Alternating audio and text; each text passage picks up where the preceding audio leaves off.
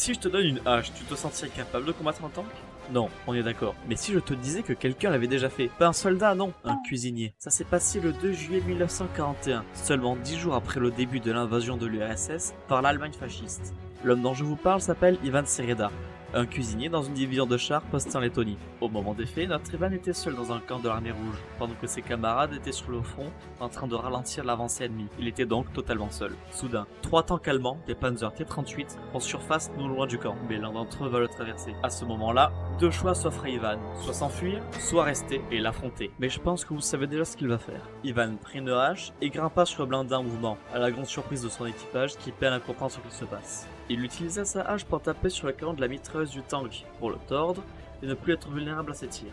Puis, pour masquer la visibilité de l'équipage allemand, il utilisait une toile de tente qu'il posa sur la toile du Panzer pour masquer toutes les meurtrières. Et pour berner encore plus les Allemands, il imita plusieurs fois le tout en se déplaçant sur le blindé pour donner l'impression à l'équipage qu'à l'extérieur, il n'y avait non pas un seul homme, mais tout un groupe de soldats prêts à se battre. Et comme si ce n'était pas assez suffisant, Ivan prit de la paille enflammée qu'il mit sous la bâche pour asphyxier les soldats présents à l'intérieur du blindé. Toujours en étant persuadé d'être entouré par des dizaines d'ennemis et en étant asphyxié par des fumées, les soldats présents à l'intérieur du blindé préfèrent se rendre.